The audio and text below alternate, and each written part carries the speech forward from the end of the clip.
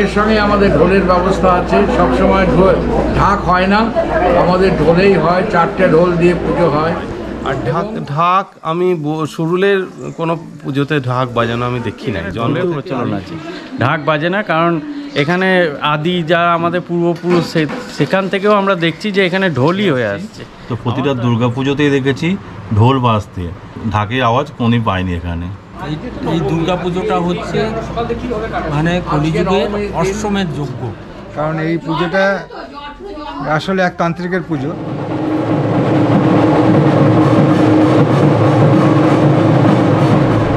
বীরভূম জেলার বোলপুর থেকে স্বাগত জানাই আপনাদের। বহুদিনের একটা ইচ্ছা ছিল শহরের জাঁকজমকপূর্ণ লাইটের কারসাজির পুজো নয়, একদম কোনো একটা ঐতিহাসিক গ্রামে যেখানে এখনও গ্রাম বাংলার পুরনো রীতিনীতি মেনে পুজো আর্চাগুলো চলছে। তাই এবার দুর্গাপুজোয় চলে এসেছি বীরভূম জেলার সুরুলে। প্রাচীন রীতি মেনে কীভাবে বীরভূমের এই ঐতিহাসিক গ্রামে পুজোগুলো হচ্ছে সে সব কিছু তুলে ধরবো আজকের এই ভিডিওতে।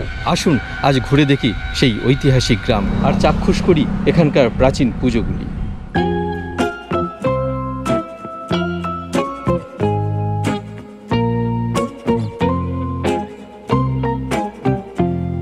ভারতের পশ্চিমবঙ্গ রাজ্যের বীরভূম জেলার বোলপুর মহকুমার একটি গ্রাম হলো সুরুল।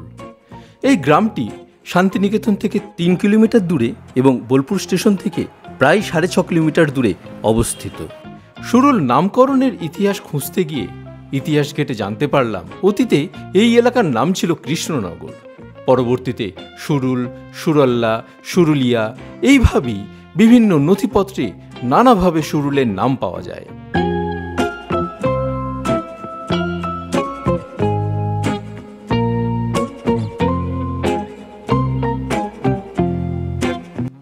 অতীতে এই এলাকা ছিল সাঁওতাল অধ্যুষিত শালবনের জঙ্গলে পরিপূর্ণ। আজও সুরুলের আশেপাশে বেশ কিছু আদিবাসীদের গ্রাম দেখতে পাওয়া যায়।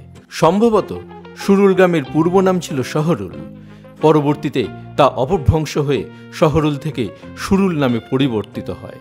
অতীতে এই সুরুল ছিল বারবাকসিং পরগনার অধীনে একটি তালুক। রবীন্দ্রনাথ ঠাকুর প্রতিষ্ঠিত বিশ্বভারতী বিশ্ববিদ্যালয়ে লাগোয়া হলো এই গ্রাম। বিশ্ববিদ্যালয়ের একটি বিরাট অংশ সুরুল মৌজার মধ্যেই অবস্থিত। গ্রাম বললেও বর্তমানে এই গ্রাম এখন মিউনিসিপ্যালিটির অন্তর্ভুক্ত। মাটির বাড়ির দেখা প্রায় নেই বললেই চলে। এই গ্রাম তার ঐতিহ্য ও সাংস্কৃতিক মূল্যবোধ এবং ঐতিহাসিক কারণে বিখ্যাত। ইস্ট ইন্ডিয়া কোম্পানির আমলে এই গ্রামটির কাছে জন চিপের অধীনে একটি কমার্শিয়াল রেসিডেন্সি ছিল। 1835 সালে কোম্পানি এখানে ব্যবসা বাণিজ্য বন্ধ করে দিলে রেসিডেন্সিটি পরিত্যক্ত হয়ে যায়, যার অবশিষ্ট ধ্বংসাবশেষ আজও কাছের এক শালবনের জঙ্গলে দেখা যায়।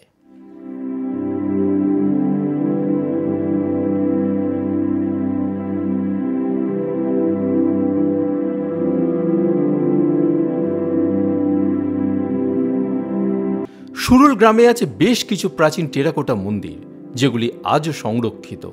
অধিকাংশ মন্দিরই শিব মন্দির, একটি মনসা ও একটি পঞ্চরত্ন লক্ষ্মী জনার্দন মন্দিরও আছে।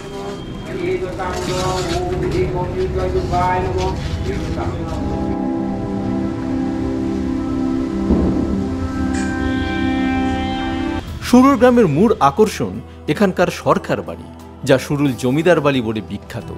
কেউ কেউ একে রাজবাড়িও বলে থাকেন, যদিও কোনো রাজা এখানে বসবাস করতেন না। এই সরকার বাড়ি দেখতে বহু দূর থেকে বহু পর্যটক আজও নিয়মিত আসেন এখানে। এই জমিদার বাড়ির আদিপুরুষ ভারতচন্দ্র সরকার, যার পূর্ব পদবী ছিল ঘোষ, বাস করতেন বর্ধমান শহরের পশ্চিমে বাঁকা নদীর তীরে অবস্থিত নীলপুর গ্রামে। তার সহধর্মিনীর নাম ছিল বিমলা। ভারতচন্দ্র ঘোষ জাতিতে ছিলেন কুঁয়ার সদ্গো। এই দম্পতি ছিলেন নিঃসন্তান। সন্তান লাভের আশায় তাঁর গুরুদেব সুরুলের বাসুদেব ভট্টাচার্য মহাশয়ের আদেশে অষ্টাদশ শতকের প্রথম দিকে সুরুল গ্রামে এসে বসবাস শুরু করেন। সুরুল ছিল তাঁর শ্রীপাঠ। এরপর ভারতচন্দ্র সরকার ও বিমলা দেবীর একটি পুত্র সন্তান হয়। তারপর ভারতচন্দ্র সরকার পাকাপাকিভাবেই সুরুলে বসবাস শুরু করেন। কৃষ্ণহরির ছেলে শ্রীনিবাস ইংরেজদের সঙ্গে ব্যবসা করে রীতিমতো নাম করেছিলেন সেই যুগে। ভারতচন্দ্রের আমল থেকেই শুরু হয়েছিল সরকার বাড়ির দুর্গাপূজা। পরে তাদের ছেলেদের মধ্যে সম্পত্তি ভাগাভাগি হলে ছোট তরফের বাড়িতেও আলাদা করে শুরু হয় পূজা। এ তো গেল সুরুল গ্রামের কথা। আসুন বন্ধুরা, এবার ঘুরে দেখি এই গ্রামের দুর্গাপুজো। গ্রামের এক প্রান্ত দিয়ে প্রবেশ করলাম। প্রথমেই যে পুজোটা আমার সামনে এলো সেটা হলো মজুমদার বাড়ির পুজো।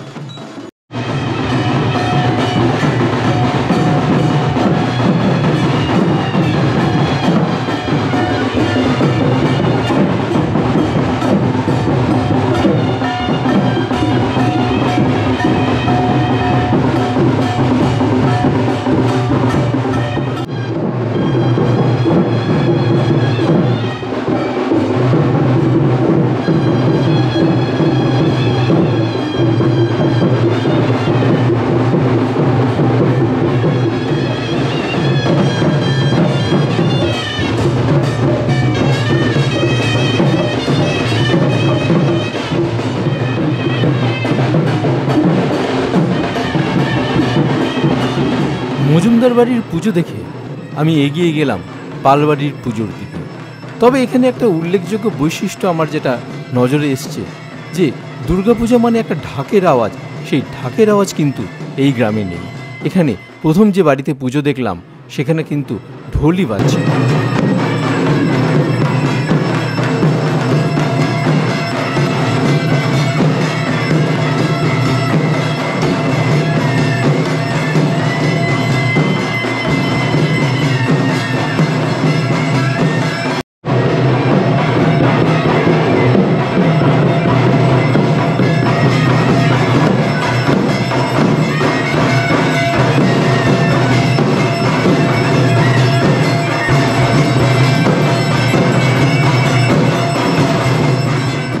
পালবাড়ির পাশেই রয়েছে অহরাত্রিতলা।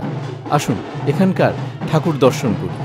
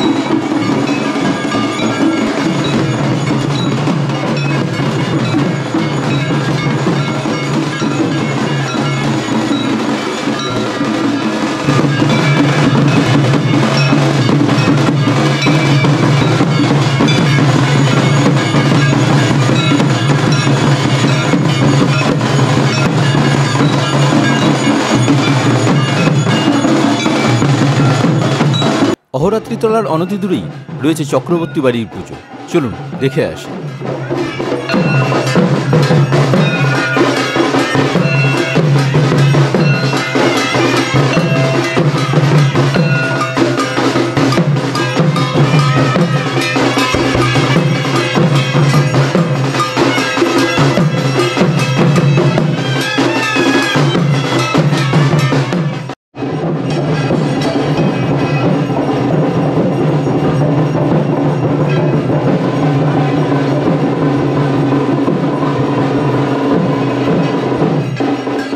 এখানেও বেশ আশ্চর্য লেগেছে আমার। কোথাও কিন্তু ঢাকের বাদ দিয়ে আমি দেখতে পাচ্ছি না, যা কিছু বাজছে সবই ঢোল।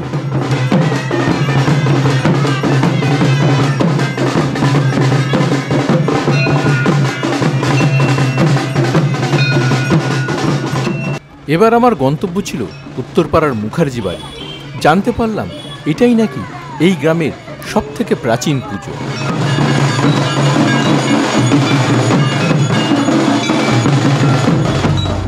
সুরুলে আগে ছিল 9টা প্রতিমা, এখন বর্তমানে আরও 2টো বেড়েছে। 2টো না 3টে বেড়েছে, আরও 3টে বেড়ে গেছে। আর এটা হচ্ছে সবথেকে প্রাচীন। কত বছরের পুরনো? এইটা মানে প্রাচীনত্বটা বলা যাবে না, তবে বড় বাড়ির যে মোটামুটি 300 বছর তারও কিন্তু আগের পুজো। এটা 400 তো বটেই। আচ্ছা আচ্ছা। কারণ এই পুজোটা আসলে এক তান্ত্রিকের পুজো, এবং এই তান্ত্রিকের পুজোটা করার জন্যেই কিন্তু মানে আমার পূর্বপুরুষরা এই সুরুলে এসে বসে আর কি।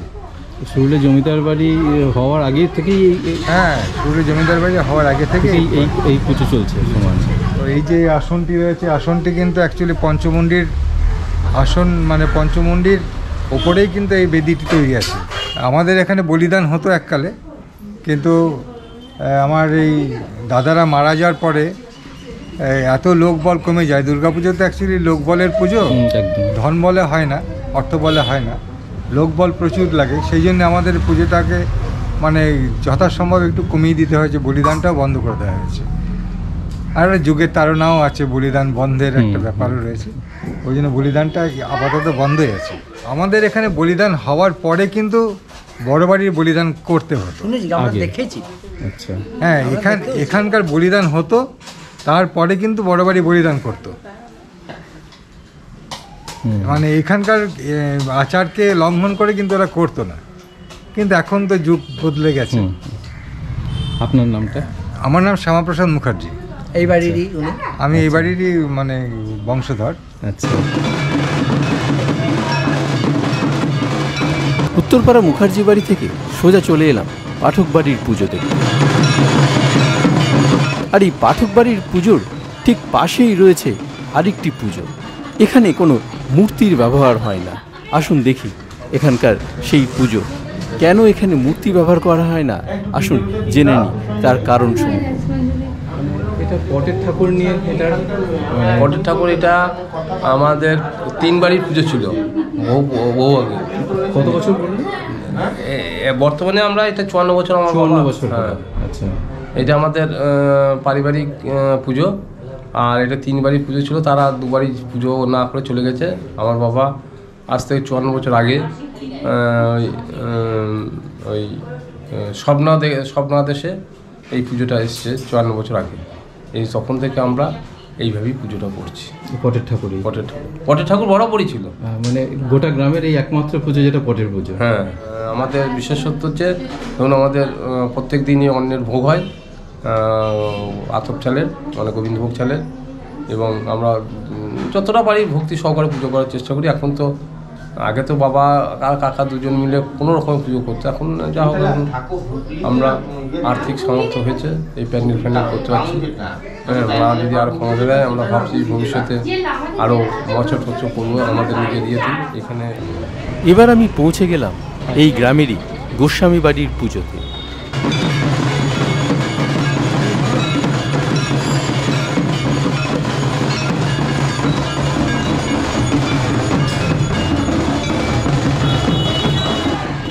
আর এর ঠিক পাশেই রয়েছে গোস্বামী বাড়ির আরেকটি দুর্গাপুজো।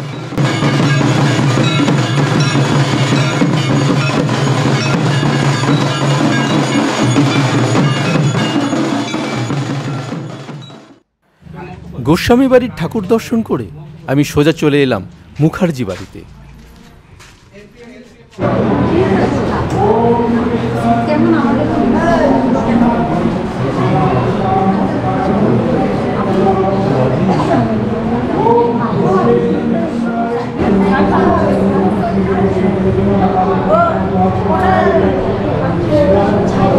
আর এই মুখার্জি বাড়িতে এসেই আলাপ হয়ে গেল স্বনামধন্য ডাক্তার সুকুমার মুখার্জির সাথে।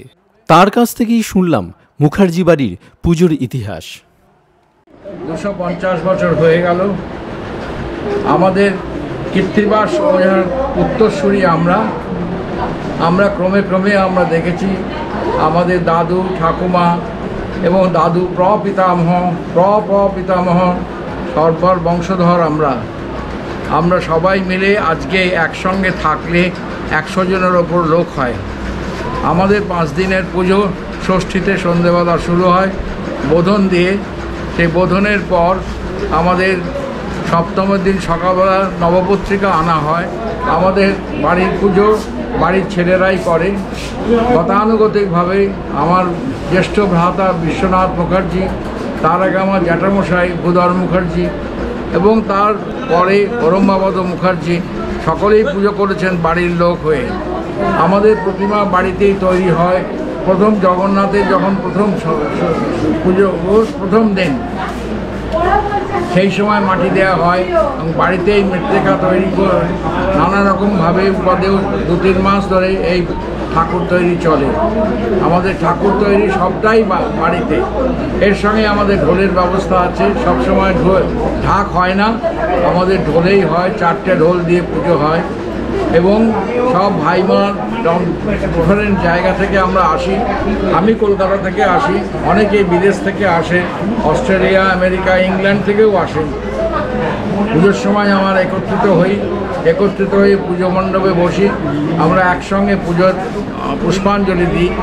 তারপর সবচেয়ে ইন্টারেস্টিং পয়েন্ট হচ্ছে আমরা দশমীর বিসর্জনের পর আমরা সব ভাই বোন এবং মা মাসি যারা আছেন জীবিত তাদের প্রত্যেকের আমাদের বিজয়া সম্মেলন হয়। বিজয়া সম্মেলন করি এই আমাদের ঠাকুরবাড়ির উঠোনটাতে, সে রাত্রি 12টাই হোক আর 1টাই হোক, প্রত্যেকের বয়স অনুপাতে আমরা দাঁড়াই। তারপরে মিষ্টি বিতরণ করা হয়। মিষ্টি বিতরণের সঙ্গে আমরা শেষ করি আমাদের পুজো। আজকে এখানে যেটা মন্দিরটা দেখছেন, এই মন্দিরের বিশেষ কারণ বলছি। মন্দির শুরু হয়েছিল মাটির মন্দির, যে মাটির মন্দির আমার ছাত্রাবস্থায় আমি দেখেছি। তারপরে টিনের চাল, তারপরে অ্যাসবেস্টাসের চাল, আর 2011 সালে এই মন্দির তৈরি হয়। এই মন্দির তৈরি করতে আমরা সবাই মিলে ভাই বোনরা একসঙ্গে মিলে এবং বাইরের আমার জানাশোনা কন্ট্রাক্ট ইঞ্জিনিয়ার দুলাল মুখার্জির চেষ্টায় আমরা এই মন্দিরটা তৈরি করতে পারি। এই মন্দিরে যে ছিল সমস্ত মাটির ছিল এবং এই উঠোনটা দেখছেন এটাও মাটির ছিল। আজকে আমরা আমাদের বাহুবলে হলো, অর্থ বলে হলো, মনোবলে হলো, সবটাই আমরা জোগাড় করেছি। আজকে এইখানে জড়ো হতে পেরেছি আমরা। বিশেষ এটা আনন্দের দিন, এখানে কোনো ভেদাভেদ নেই এবং এই পুজোয় আমাদের সবটাই আমাদের নিজেদের, বাইরের লোকের কোনো পরিবেশন কিছু নেই। এই যে ওই যে বাড়িটা দেখছেন, এই বাড়িটাতে এখন তো ওই যে বড় বড় সমস্ত গাছ গজিয়েছে, ওই দেখুন তাকিয়ে দেখুন বড় বড় গাছ গজিয়েছে। তা এই বাড়িটা হচ্ছে অ্যাকচুয়ালি এটা ট্যাক্স কালেকশন অফিস ছিল মানে নবাবদের আমলে। তা সেইটা আমাদের পূর্বপুরুষ যখন সেই কৃত্তিবাস সোজার বংশধর তারা যখন এসে প্রথম উত্তরপাড়ায় আর কি, আমাদের উত্তরপাড়াটা হচ্ছে বড় বাড়ির উত্তর দিকে, সেই উত্তরপাড়ায় বসবাস আরম্ভ করে। বসবাস আরম্ভ করার পর তারপরে যখন সংখ্যায় বৃদ্ধি হয়ে যায় তখন এবারে তারা মাইগ্রেট করে এই বাড়িটা কিনে নেয়। এই বাড়িটা কিনে নিয়ে এখানে পুরো টোটাল ফ্যামিলিটা এখানেই থাকতো। তারপরে আস্তে আস্তে যখন আরও বৃদ্ধি হলো, নিজের মতো বাড়ি করে করলো। আমার দাদু ছিলেন ঈশ্বর পঞ্চানন মুখোপাধ্যায়, তিনি ওই যে ছোটো তরফের যে পুজো, বড় বাড়ি আর ছোটো বাড়ি ছোটো বাড়ির যে পুজো, সেই পুজোটা উনি প্রতিষ্ঠা করেছিলেন, আমার বাবার কাছে শোনা। চারিদিকে এত ঢাকের আওয়াজ, আমার গলার আওয়াজ আপনাদের কাছে পৌঁছাচ্ছে কিনা জানি না, কিন্তু একটা গ্রাম সেখানে এতগুলো পুজো, এটা সত্যিই দেখবার মতো। চলুন আমরা এবার যে এখানকার যে জমিদার বাড়ি, সেই জমিদার বাড়ি পুজো কেমন হচ্ছে সেটা আপনাদের দেখাবো। এই মুহূর্তে আমরা এসে পৌঁছেছি সুরুল বড় বাড়ির সামনে, অর্থাৎ সুরুল জমিদার বাড়ির সামনে। পুজো উপলক্ষে বসেছে এখানে মেলা, হরেক রকম পসরা নিয়ে এসেছে বিভিন্ন জায়গা থেকে ব্যবসাদারেরা। আসুন আমরা এবার ভেতরে প্রবেশ করি, এই জমিদার বাড়ির ভেতরে কেমন পরিবেশ সেটাও আপনাদেরকে দেখা।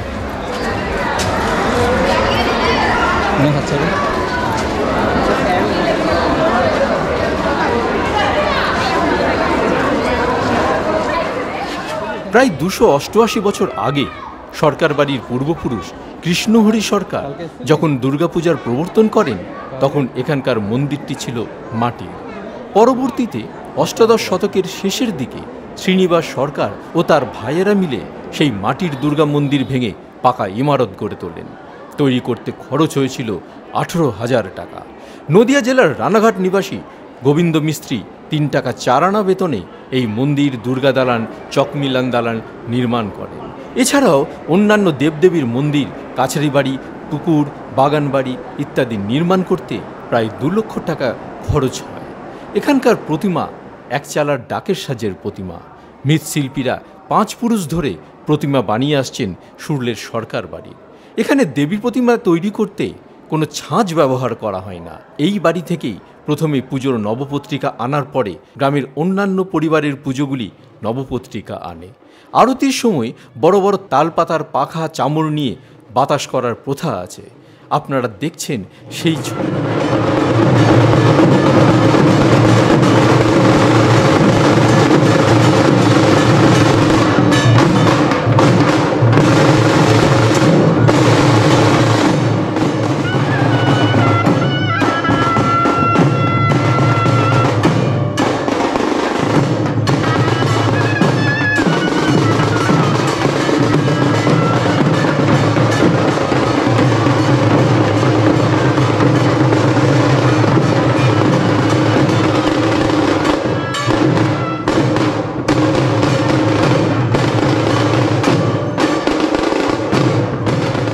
পঞ্চমী থেকেই নাট মন্দির আর ঠাকুর দালান সেজে ওঠে বেলজিয়াম থেকে আনা রঙিন বাতি আর ঝাড় লণ্ঠনে। পুরনো রীতি মেনে আজও দেবীকে জমিদার আমলের সোনা রূপার গয়না এবং অস্ত্রশস্ত্র দিয়ে সাজানো হয়। অস্ত্রশস্ত্র যা থাকে দেবীর হাতে সবই প্রায় 300 বছরের পুরনো। সুরুল জমিদার বাড়ির পুজো দেখতে আজও অনেকেই ভিড় করেন এখানে এলেই দেখতে পাবেন কিভাবে বনে দিয়ানাকে আঁকড়ে ধরে সেই পুজোর ঐতিহ্য বহন করে চলেছে সুরুল জমিদার বাড়ি। সাবেকিয়ানা আর আভিজাত্য নিয়ে নিজেদের স্বাতন্ত্র্য বজায় রেখেছে তারা এখনও।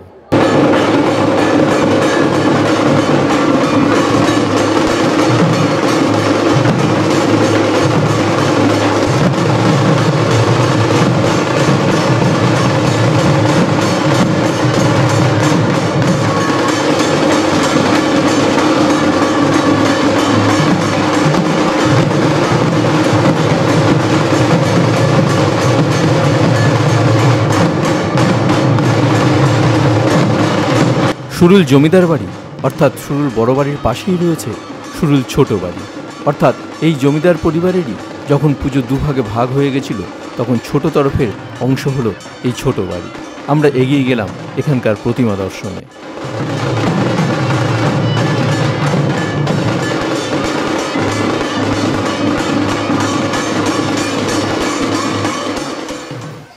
কখনো মেঘ, কখনো বা রোদ, আবার কখনো বা বৃষ্টি। আর এই বৃষ্টি ছিল যেন এবারের দুর্গাপুজোর একটা অংশ। ঘুরতে ঘুরতে হঠাৎই দেখতে পেলাম একটি বারোয়ারি পুজো। গ্রামের বাড়ির পুজো শুধু নয়, এই গ্রামের আশেপাশে বেশ কয়েকটি সার্বজনীন পুজোও দেখা যায়। ঢাকের আওয়াজ ছাড়া দুর্গাপুজো একটা গোটা গ্রামে কোনো পুজোতে কোথাও ঢাক বাজে না। বেশ অবাক হয়েছিলাম এই বিষয়টা দেখে। কারণ জানার চেষ্টা করলাম স্থানীয় বাসিন্দা যারা আছেন তাদের কয়েকজনের সাথে কথা বলে। যে আচ্ছা, এখানে আমি যেটা দেখতে পাচ্ছি যে এই গ্রামে সব মানে ঢোল বাজছে বিভিন্ন পুজো প্যান্ডেলে। সব জায়গাতে প্যান্ডেল তো বলবো না, বেশিরভাগ সব বাড়ির পুজো, শুধু ঢোলই বাজছে। এখানে ঢাকের রেওয়াজ নেই কেন? ঢাক বাজে না কেন কোনো পুজোতে? এখানে আমি ছোট থেকেই দেখে আসছি যে এখানে ঢাকের প্রচলন একদমই নেই। কারণ ছোটোবেলা থেকেই দেখছি এখানে ঢোলের প্রচলন আছে, ঢাক বাজে না। কারণ এখানে আদি যা আমাদের পূর্বপুরুষ সেখান থেকেও আমরা দেখছি যে এখানে ঢোলই হয়ে আসছে। আমার তো এখন 50 বছর বয়স হলো, আমি তো একদম ছোট থেকে দেখছি এখানে ঢোল বাজছে, মানে ঢাকের কোনো প্রচলন নেই এখানে। এটা কি এই গ্রামেরই একটা ঐতিহ্য? হ্যাঁ, ওইটাই ঐতিহ্য। এখানে ঢাক নেই, যে কোনো বাড়ির পুজোতেই দেখা যায়। মানে এটা কি দুর্গাপুজোর ক্ষেত্রেই হয়? হ্যাঁ, দুর্গাপুজোর ক্ষেত্রেই এটা। আচ্ছা, কিন্তু অন্য কালী পুজো, হ্যাঁ হ্যাঁ সে তখন হতে পারে, কিন্তু এইগুলোর ক্ষেত্রে দুর্গাপুজোতে ঢোলটাই বাজে, ঢাক বাজে। যে এখানকার দুর্গাপুজোয় আমি দেখতে পাচ্ছি যে সব ঢোল বাজে, অথচ এখানে কোনো ঢাকের কোনো প্রচলন নেই। অথচ পুজো মানেই ঢাকের বাদ্যি, একটা কথা জুড়েই আছে ঢাকের সাথে। পুজোর একটা ঢাকের তালে সবসময় একটা গানও হয়, সেই রকম সব কিছু। কিন্তু এই গ্রামের এটা একটা বৈশিষ্ট্য দেখছি সমস্ত জায়গাতে, যে ঢোল বাজানো হয়। এর পিছনে কি কোনো কারণ আছে কেন, বা কোনো ঐতিহ্য বা কোনো ইতিহাস লুকিয়ে আছে, বা কিছু কি কারণ আছে যে কেন ঢোল বাজানো হয় এই গ্রামে, ঢাক বাজানো কেন? কোনো পুজোতেই দেখলাম না যে ঢাক বাজছে। আচ্ছা, এই ঢাক বাজানো আর ঢোল বাজানোর তফাৎটা আমি বিশেষ জানি না, তবে ঢোল বাজানোর ব্যাপারটা বলি। এইগুলো আমাদের সুরুল গ্রামে এগুলো সব পারিবারিক পুজো। তো পারিবারিক বহু আগে থেকে শুরু হয়েছে, তখন কিন্তু ওই ঢোলিদাররা ঢোল বাজাতো, সে তাদের বংশ পরম্পরায় কিন্তু ঢোল বাজিয়ে আসছে প্রত্যেকটা মন্দিরেই। সেই সূত্রে আমার মনে হয় ওরা আর পরিবর্তন করেনি, আমার যেটা মনে হয়। আর ঢোলিদাররা সেই বংশ পরম্পরায় তাদের ছেলে এইভাবে বাজিয়েই আসছে, সেই জন্য ঢোলটা কিন্তু তাদেরকে আর সরানো হয়নি, সেই পরিবারটাই বাজায়। এটা সেই ঐতিহ্য মেনেই এইটা চলছে। ঐতিহ্য মেনেই চলছে আমার মনে হয়। আর ঢাক আমি সুরুলের কোনো পুজোতে ঢাক বাজানো আমি দেখি নাই, জন্ম কিন্তু থেকে কালী পুজো বা অন্যান্য এগুলো দুর্গাপুজো ছাড়া অন্যান্য পুজোতে তো ঢাক বাজানো, বাকিগুলোতে ঢাক বাজানো হয়, অন্যান্য হয়, কিন্তু সেগুলো তো বাড়ির পুজো হিসাবে হয় না, সেগুলো বারোয়ারি বা সার্বজনীন পুজো হিসাবে হয়। আর যেগুলো বাড়ির সরস্বতী পুজো বা লক্ষ্মী পুজো বাড়ির পুজো, সেগুলোতে ঢোলই থাকে। আমাদের গ্রামে ঢোলটা কিন্তু প্রচলন, হ্যাঁ এই গ্রামের প্রচলন আছে ঢোলটা। আচ্ছা আচ্ছা, মানে এটা একটা প্রাচীন ঐতিহ্যকে বজায় রাখা হয়েছে। আচ্ছা, সুরুল গ্রামের পুজো পরিক্রমা এখানে শেষ করছি। কেমন লাগলো সেটা অবশ্যই আপনারা কমেন্ট করে জানাবেন। আর সবাই ভালো থাকবেন, আবার দেখা হবে অন্য কোথাও অন্য কোনোখানে।